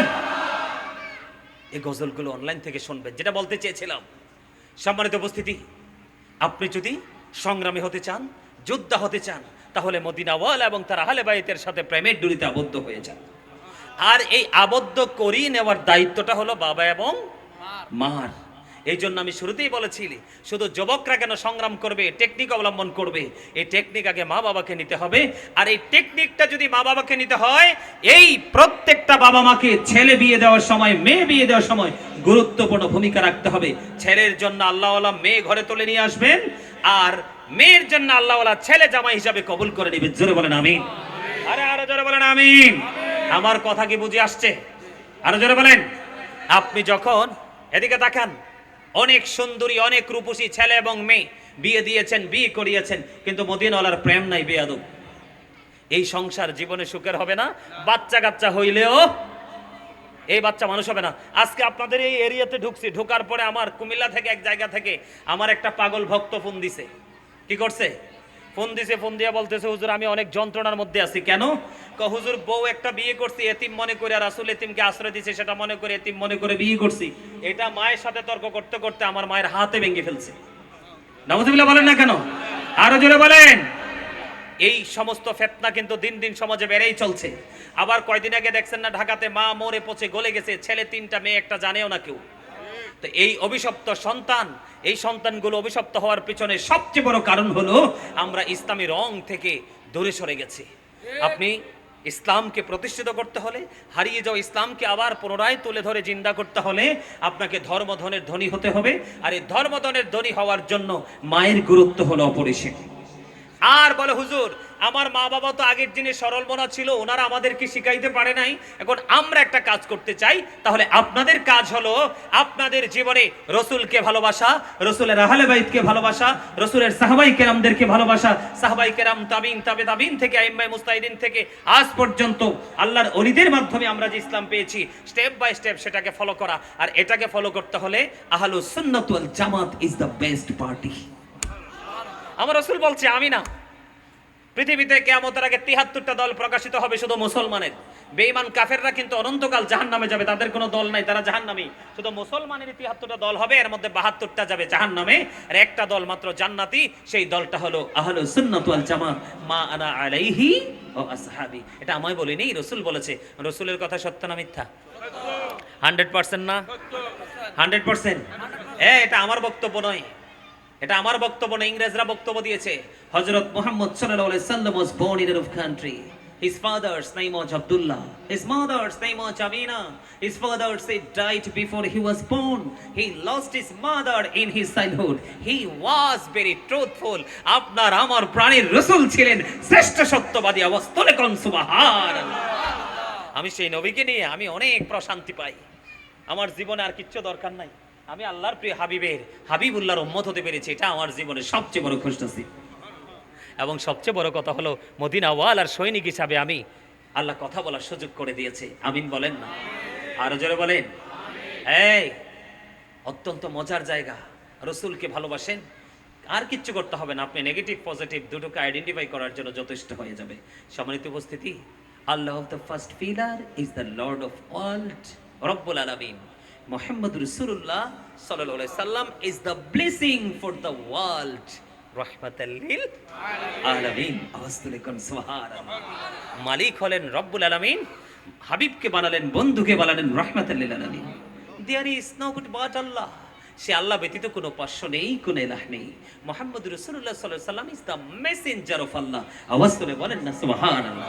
আমাদের দেশে এমন মানুষ আছে রাসূলকে জার্নালিস্ট বলেছে, নাউজুবিল্লাহ বলেন আরো জোরে। কিন্তু আপনি যদি আবার রাসূলকে ওই চিন্তা চেতনা দিয়ে দেখেন, কোন চিন্তা চেতনা? যে আপনার রসুল আপনার মতো, তাহলে আপনি কুফরি করেছেন, আপনার ঈমান নাই। কে? এইটুকু কথার দ্বারা, অন্তর দ্বারা, জবান দ্বারা, সমর্থন দ্বারা, সাপোর্ট দ্বারা কোনোভাবে যদি রসুলকে কি করা হয়, ছোট করা হয়, তাহলে এটা কুফরি হয়। আপনি সঠিক শিক্ষা অর্জন করতে পারবেন না, আর সেই শিক্ষা অর্জন করে আপনি নিজেকে আলোকিত মানুষ হিসেবে প্রস্তুত করতে পারবেন। কথা কি বুঝতে পেরেছেন? এখন আপনার এই মুহূর্তে যুবক ভাইদের জন্য সবচেয়ে বড় প্রয়োজন হলো, প্রত্যেকটা সেক্টরে কিন্তু ইসলামকে জিন্দা করার যুদ্ধ আছে, সংগ্রাম আছে। এই সংগ্রামগুলোকে সংগ্রাম হিসাবে করতে চাইলে এই মুহূর্তে একজন আলেম এবং আল্লাহর ওলির সংস্পর্শের বিকল্প আর কিছু নেই। আমার কথা কয় না দি? সত্য বলছি না? এই আল্লাহ কি বলে জানেন? আল্লাহ বলে, join with my dear people, come to my paradise. কি চমৎকার দেখেন! আল্লাহ বলে, ফাদখুলি ফি ইবাদি। আল্লাহ বলেছেন, join with my dear people ওয়াদখুলি জান্নাতি। আল্লাহ বলেছেন, কাম টু মাই প্যারাডাইস।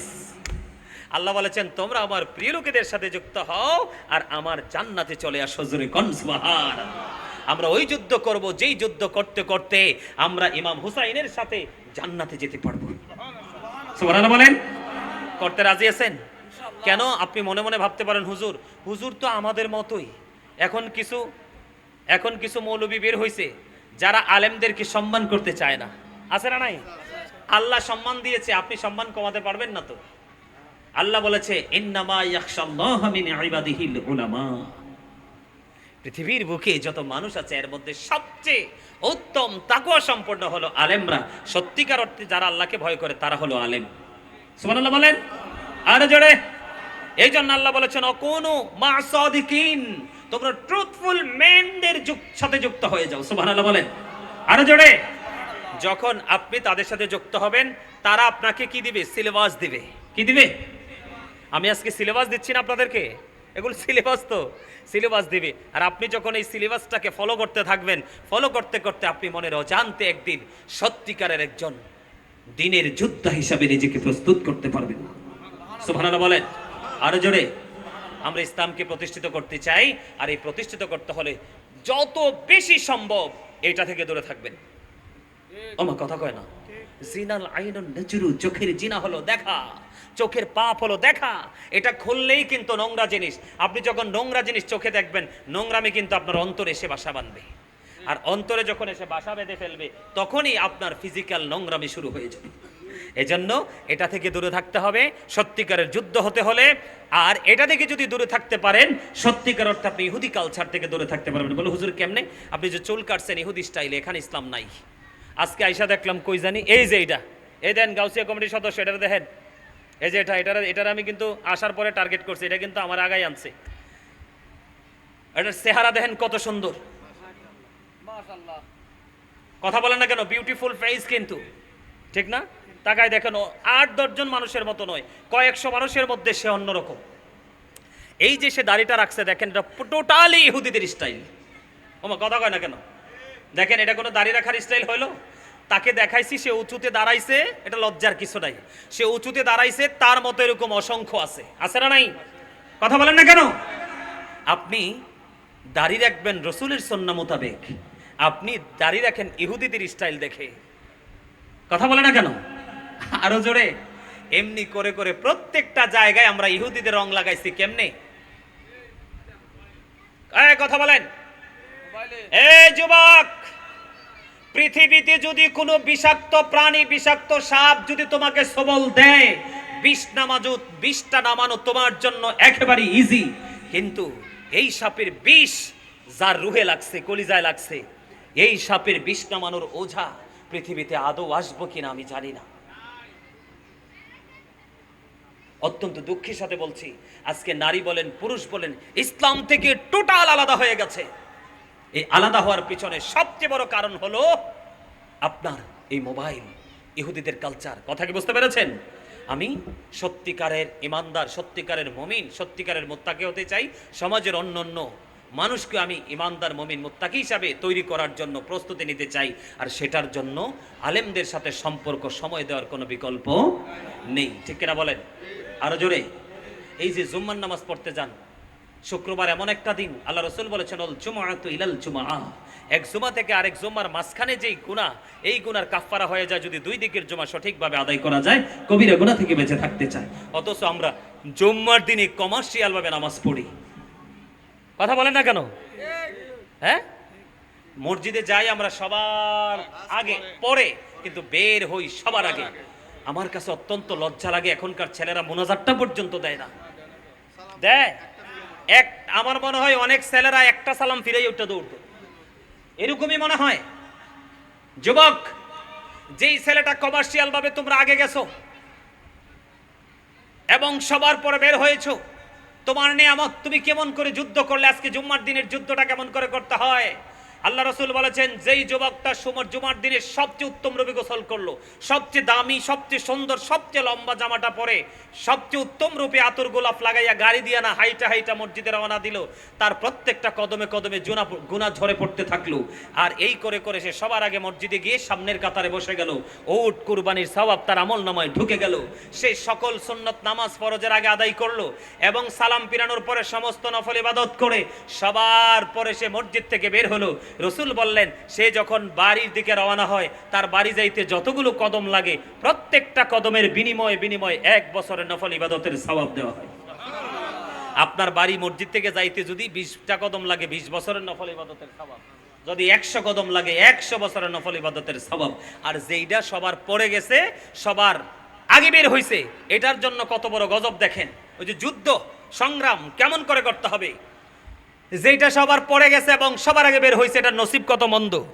যখন ইমাম সাহেব খুতবাটা নিয়ে যখন খুতবা দেওয়ার জন্য যখন মিম্বরের দিকে রওনা দিয়ে দেয়, ঠিক তখনই আজকে জুম্মার দিনে মসজিদের গেইটে যেই ফেরেশতারা এসে, এই প্রথম যিনি আসছেন আজকের দিনে তার রোল নাম্বার 1, দ্বিতীয় যিনি আসছে তার রোল নাম্বার 2, এমনি করে করে ইমাম সাহেব খুতবা দেওয়ার আগ পর্যন্ত যারা আসছে তাদের একটা ক্রমিক রং অনুযায়ী তাদের একটা তালিকা করা হয়। কিন্তু যেই ছেলেটা সবার পরে খুতবা দেওয়ার সময় ছুটে আসলো, এই ছেলেটা এতটা বদকিসমত, এই ছেলেটা যখন মসজিদে ঢুকে তখন আজকের জুম্মার মুসল্লি হিসাবে স্পেশাল ফেরেশতার খাতায় তার নামটা আসে না।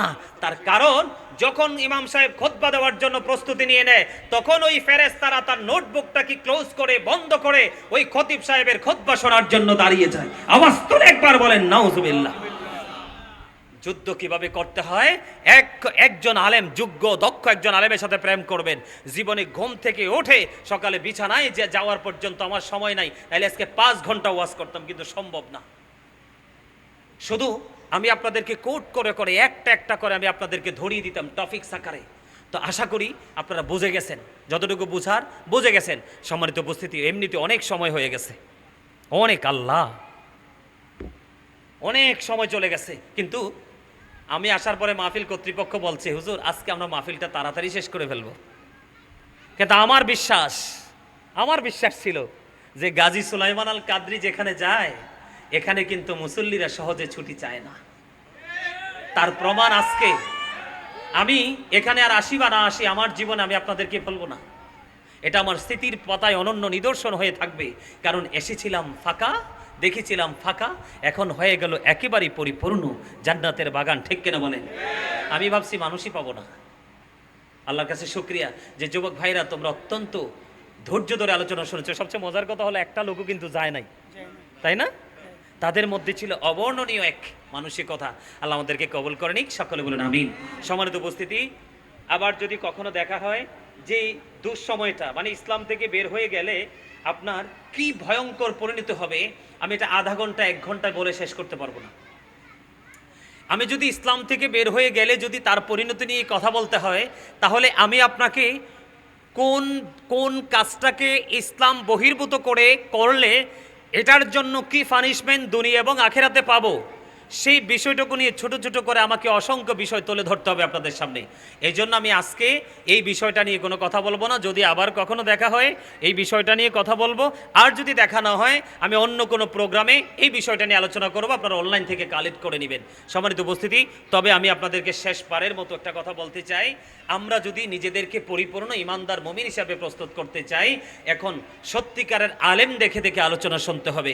এখন কিন্তু মানুষের ইমান এবং আমল দুটোই নষ্ট হয়ে যাচ্ছে আপনার কিছু কিছু কথিত পড়াশোনা না জানা আলেমদের কারণে। কথা কি বোঝেন না? আমার কথা আপনারা বিশ্বাস করেন? আমি বলি আপনাদেরকে, আমার রসুল বলে গেছে উম্মত তোমরা সাবধান থেকো। আমাদেরকে রসুল অ্যালার্ট করে গেছে উম্মত তোমরা সাবধান থেকো। কেন কেন সাবধান থাকতে হবে? কেয়ামতের পূর্বক্ষণে কেয়ামতের বড় আলামত হলো মোল্লারা। নাউজুবিল্লাহ বলেন।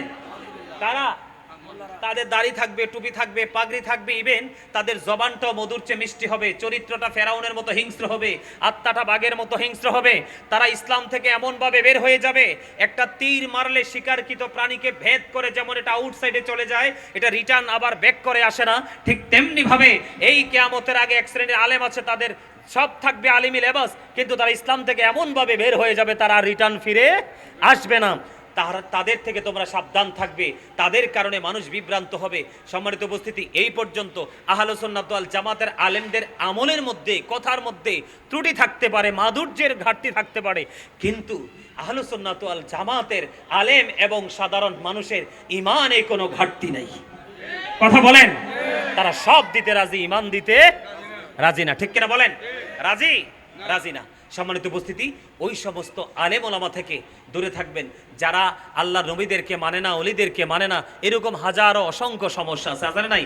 যেমন এই যে মুহররম মাস চলতেছে, কি কয় মুহররম মাস চলতেছে, এক শ্রেণীর আলেম বের হইছে, কত সুন্দর জবান, বলতেছে ইমাম হুসাইনের শহীদের পিছনে ইয়াজিদের কোনো হাত নাই। নাউজুবিল্লাহ বলেন। সে বলছে ইয়াজিদের কোনো হাত নাই, আর আমি বলি ইয়াজিদ ইজ ক্যারেক্টারলেস। ইয়াজিদ হলো 100% চরিত্রহীন এবং তার বাহিনী। কারণ অনেক লম্বা করে বলবো না, যদি কারবালার মর্মান্তিক অধ্যায় নিয়ে আলোচনা করতাম তাহলে সে আলোচনা আসতো। তারপরও বলে যায়, যারা ইয়াজিদকে সাধু সাজাইতে চায় তাদেরকে আমি মেসেজটা দিতে চাই। 61 হিজরিতে কারবালা হয়েছে, 63 হিজরিতে কি হয়েছে জানেন?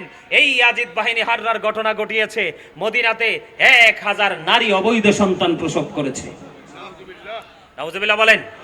কি করেছে? অবৈধ সন্তান, কথা বলেন, অবৈধ সন্তান প্রসব করেছে। ঠিক কিনা বলেন? 700 সাহাবীকে অতর্কিতভাবে হত্যা করেছে। মসজিদে নববীর মধ্যে আজান দিতে দেয় নাই, নামাজ পড়তে দেয় নাই, ঘোড়া রাস্তাবল বানিয়েছে। এগুলো অনেক নোংরা ইতিহাস। যদি আবারও কখনো দেখা হয়, বিভিন্ন বিষয় নিয়ে টপিকস আর আলোচনা করতে পারছি না, কারণ আগামীকালকেও প্রোগ্রাম আছে। সম্মানিত উপস্থিতি, আমার আবার এই লম্বা পথ ফাড়ি দিয়ে আবার যেতে হবে। কথা বুঝতে পারছেন? আমার কথায় যদি কে কষ্ট পেয়ে থাকেন, আল্লাহর হস্তে ক্ষমা করবেন। যদি ভালো লেগে থাকে, আমার কথার উপর ভিত্তি করে আমল করার চেষ্টা করবেন।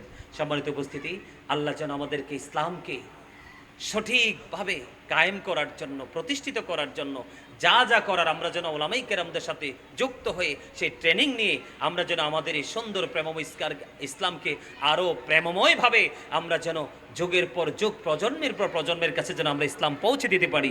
আল্লাহ যেন আমাদেরকে সেই তৌফিক দান করে। সকলে বলুন আমিন। এই বলে আমি আমার সংক্ষিপ্ত আলোচনা শেষ করেছি। কি করব? ক্যাম্প হবে না? হবে? ক্যাম্প হবে? ক্যাম্প করবে কে? মোনাজাত দিবে কে? মোনাজাত আমিই দিব? আচ্ছা ঠিক আছে, তাহলে আমি একটু জিকির করি। হ্যাঁ হ্যাঁ, একটা নাতে রসুল পড়তাম। ধীরে ধীরে চালাও সুড়ি, সীমার আমারি গলা,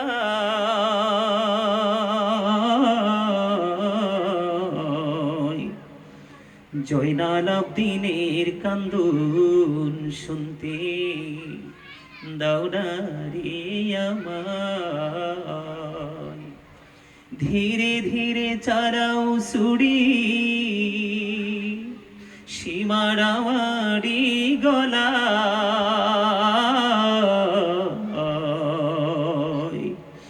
জয়নাল আবদিনের কান্দুন শুনতে দাওনা রে আমার। সীমার তোরে বিনয় করে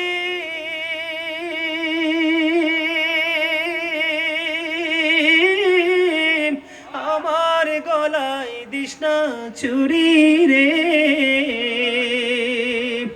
বেহেশতে নিব তোরে আখিরি বেলা।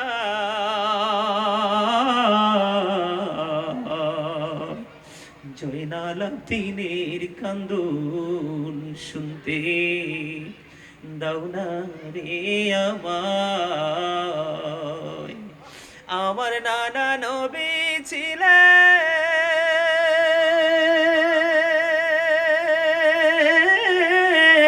গুনাহগারের শফি হলেন গো। আমার নানা নবী ছিলেন, গুনাহগারের শফি হলেন গো। এই গলায় দিতেন চুমা নানাজি সদা।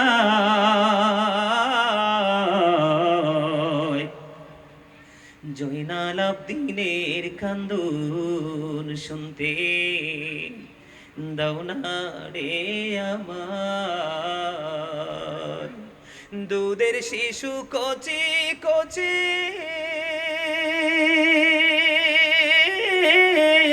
কাঁদিতেছেন পানি পানি গো। সীমার বসিল মাগো, সীমার বসিল মাগো আমারি গলা।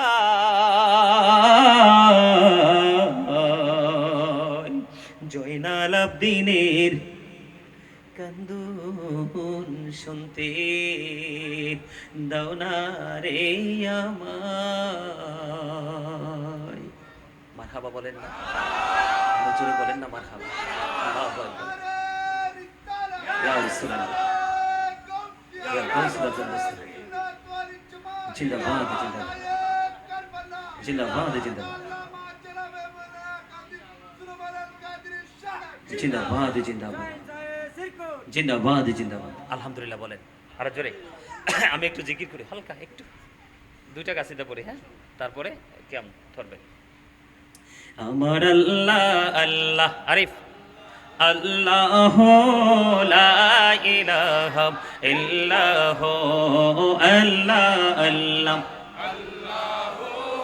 লা ইলাহা ইল্লাহু আমার আল্লাহ আল্লাহ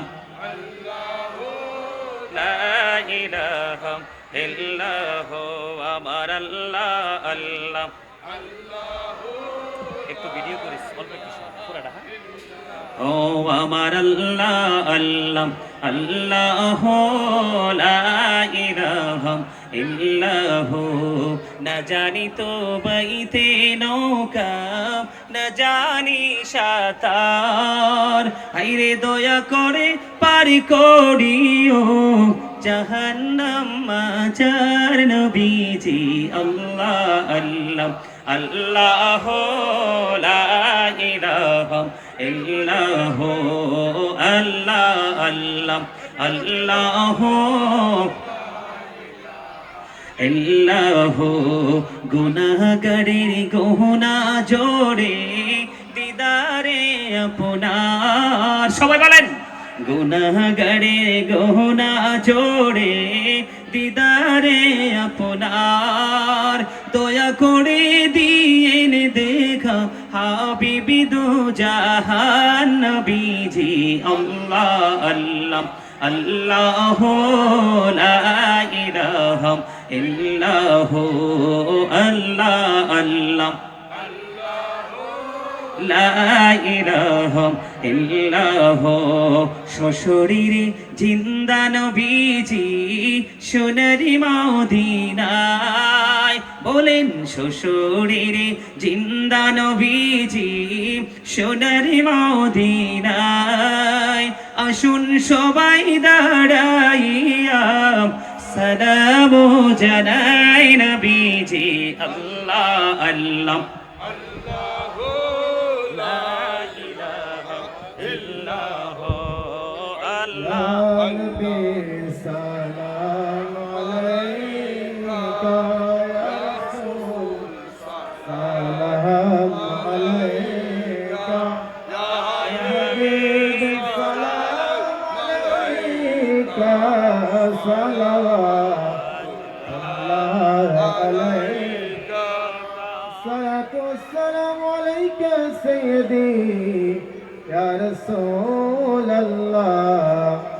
सल्लम अलैका या हबीब अल्लाह मेरे आका रसूल अपनी ता সকাল সৃষ্টির মূল অমৃতা আপনারি নূরের ফুল চাঁদ সূরজ আপনার তবেদার বানাইলা আল্লাহ পরওয়ার ইয়া নবী সালাম আলাইকা ইয়া রাসূল সালাম আলাইকা ইয়া হাবিব সালাম আলাইকা সালাওয়াতুল্লাহ हाथ जिसे तरफ उठा गनी कर दिया मुझ बहरे सहावत फैला सलाम मुस्तफा जाने रहमत फैला सलाम शाह में बज में हिदायत फैला गौस पाक ख्वाजा गरीब नवाज सौरभी सिर कोठी आका तैयब शाह मुर्शिदी हजरत अल्लामा तौर साबिर शाह आशिक मुस्तफा हजरत सिकन खलीफा शाह ताजदार हकीकत फैला सलाम मुस्तफा जाने रहमत फैला सलाम शाम बज में हिदायत सदक़े अहल बैत रसूल ए सलामी आशिकाना हो कबूल मदीने के साथ हजारों सलाम मदीने के साथ लाखों सलाम मदीने के साथ करोड़ों सलाम मदीने के साथ बेहुद सलाम बलगल उला بكماله كشف الدجى بجماله حسنت جميع خصاله صلوا عليه محمد صلى الله عليه ساعتي شجر نطق الحجر شق القمر بإشارته صلى الله على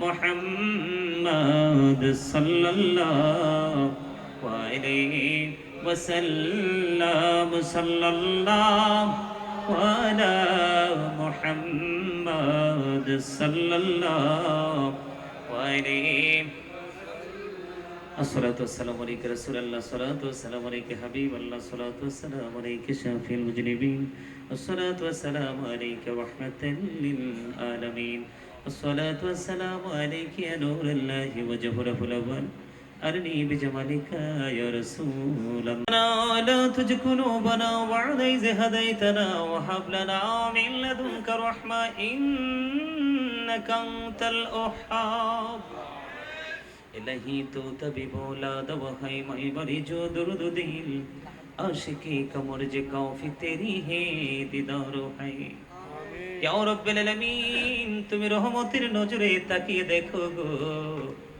মুসাফির অবস্থায় আল্লাহ সনহারা পটিয়াতি ইয়া রব্বুল আলামিন উলামায়ে কেরামদেরকে নিয়ে হুফাজে কেরামদেরকে নিয়ে দাড়ি পাকা মুরব্বি বাবাদেরকে নিয়ে গৌসিয়া কমিটির সদস্যদেরকে নিয়ে আল্লাহ কাছে এবং দূরে দেশ এবং প্রবাস থেকে যারা আছে টাকা দিয়ে পয়সা দিয়ে অর্থ দিয়ে বুদ্ধি দিয়ে শ্রম দিয়ে সার্বিক সহযোগিতার মাধ্যমে মুহররমের 1 তারিখ থেকে আল্লাহ 10 তারিখ পর্যন্ত এই নৌরানি বাগানের আয়োজন করেছে। আল্লাহ তাদেরকে সঙ্গে নিয়ে তোমার শাহী দরবারে দোকানে হাত তুললাম। মেহেরবানি করে আমাদের হাত তুমি কবুল মঞ্জুর করে নাও। ওগো মালিক, মালিক রে, এতক্ষণ পর্যন্ত, এতদিন পর্যন্ত যত আলোচনা হয়েছে সকল ত্রুটিগুলো ক্ষমা করে দিই, যত আমল করেছি সকল ভুল ভ্রান্তি ক্ষমা করে দিই। হাদিয়া লক্ষ কোটি কোটি গুণে বাড়াইয়া প্রাণের নবীজির নুরানি কদম মোবারকে শুধু সোনার মদিনায় সবুজ গম্বুজের নিচে জান্নাতের বাগানে আমাদের হাদিয়া তুমি পৌঁছা দাও। ইয়া রাব্বুল আলামিন, জান্নাতুল বাকি, জান্নাতুল মাল্লায় হাদিয়া পৌঁছে দাও। সাহাবাই কেরাম থেকে ধরে অদ্য পর্যন্ত আমাদের যার যার প্রাণ মুর্শিদ, আল্লাহ কারো মা নাই বাবা আছে, মা নাই বাবা আছে, কারো বাবা মা কেউ নাই গো। আবার বাবা মা যাদের দুনিয়ায় বেঁচে আছে এমন সন্তান যারা হাত তুলেছি আমরা, আল্লাহ গো আমাদের আপন স্বজন, আপন পিতা মাতার কবরে হাদিয়া পৌঁছায় দাও।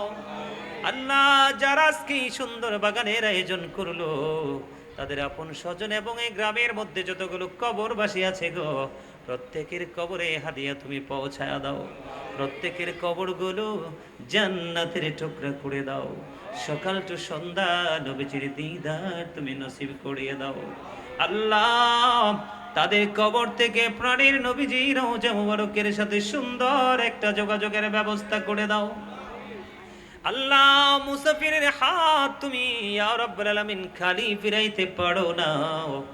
আল্লাহ গো, আল্লাহ মুসাফির অবস্থায় হাত তুলেছি গো আল্লাহ, মেহমানদেরকে নিয়ে, ছোট ছোট বাচ্চাদেরকে নিয়ে, দাড়ি পাকা মুরব্বী বাবাদেরকে নিয়ে, আল্লাহ যেই বয়সের আমল তোমার বেশি পছন্দ যৌবনকাল, আল্লাহ এরকম যুবকদেরকে, নৌজনদেরকে নিয়ে হাত তুলেছি। জানি না কার হাত তোমার পছন্দ হয়েছে, যার হাতটা তোমার পছন্দ হয়েছে গো আল্লাহ, তার হাতের উসিলায় আজকের এই বাগান তুমি কবুল করে নাও। শুরু থেকে শেষ পর্যন্ত এই বাগান তুমি কবুল করে নাও ইয়া রাব্বুল আলামিন। এই বাগানের উসিলায়, ইয়া পাক পরওয়ারদিগার, এই বাগানের উসিলায় আজকে যারা আমার সঙ্গে হাত তুলেছে, ইয়া রাব্বুল আলামিন তাদের সকলার জীবনের গুনাহ মাফ করে দাও।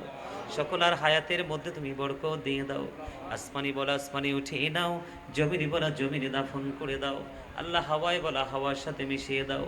জালেমের জুলুম, কাফিরের কুফর, ফাসিকের ফিতনা, নিন্দুকের নিন্দা থেকে তুমি পরিপূর্ণ হেফাজত করে নাও ইয়া রাব্বুল আলামিন। মেহেরবানি করে মালিক, আমার মা বোনেরা যারা আছে গো পর্দার অন্তরালে এই রাত্র নিশীথে বসে আছে, আল্লাহ আমার মা বোনদেরকে তুমি কবুল মঞ্জুর করে নাও। আবেদা সালেহা তাহেরাদের অন্তর্ভুক্ত তুমি তাদেরকে করে নাও। ওগো মালিক, আল্লাহ যে বিষয় নিয়ে আলোচনা করেছি গো, ওই বিষয়ের উপর আমল করার তৌফিক তুমি দান করে দাও। আল্লাহ 5 ওয়াক্ত নামাজ পড়ার তৌফিক তুমি দান করে দাও। রসুল এবং রসুলের আহলে বাইতের ভালোবাসা, রসুল এবং রসুলের আহলে বাইতের ভালোবাসার হৃদয়ে ধারণ করে বাঁচার তৌফিক তুমি দান করে দাও। আল্লাহ যারা অসুস্থ তুমি সুস্থতা দান করে দাও। আল্লাহ যারা অভাবে আছে অভাব তুমি দূর করে দাও। আল্লাহ যারা ঋণী আছে ঋণ মুক্তার তৌফিক তুমি দান করে দাও। ও মালিক, যারা ব্যবসা করে চায় বরকত তুমি বাড়িয়ে দাও। আল্লাহ যারা কৃষিকাজে নিয়োজিত তাদের কৃষিকাজের মধ্যে তুমি বরকত দাও। আল্লাহ গো, মেহেরবানি করে যারা চাকরি খুঁজছে চাকরির ব্যবস্থা তুমি করে দাও। আল্লাহ এই সনহরা গ্রাম এবং দূর দূরান্ত থেকে আজকে যারা এই মাহফিলে অংশগ্রহণ করলো, আল্লাহ টাকা পয়সা অর্থ বিত্ত শারীরিক মানসিকতা দিয়ে আল্লাহ গো, আল্লাহ বিশেষ করে এই গ্রামের যতগুলো প্রবাসী আছে সবাইকে তুমি কবুল করে নাও। আল্লাহ সবাইকে তোমার কুদরতে ধরে দিলাম, জামিন তুমি হয়ে যাও ইয়া রাব্বুল আলামিন। আল্লাহ অসংখ্য মানুষ, আল্লাহ ইউরোপ থেকে এশিয়ার মধ্যে অসংখ্য মানুষ, আল্লাহ বিদেশের জমিনে অসুবিধা অশান্তিতে আছে। আল্লাহ বিশেষ করে গত 2 দিন আগে দেখলাম রাশিয়াতে আমার দেশের মানুষ কত বড় বিপদে পড়ে আছে। আল্লাহ এমনি করে করে সনহরার কেউ যদি এমন বিপদে থাকে গো, তাকে পরিপূর্ণ বিপদ থেকে তুমি মুক্ত করে দাও। আল্লাহ আমেরিকা থেকে, লন্ডন থেকে, ইতালি থেকে, কুয়েত থেকে, সৌদি, দুবাই, কাতার, আল্লাহ মালয়েশিয়া থেকে, আল্লাহ পার্শ্ববর্তী দেশ হিন্দুস্তানের জন্য আল্লাহ তোমার কাছে দরখাস্ত করছি ও মালিক, হিন্দুস্তানের মুসলমান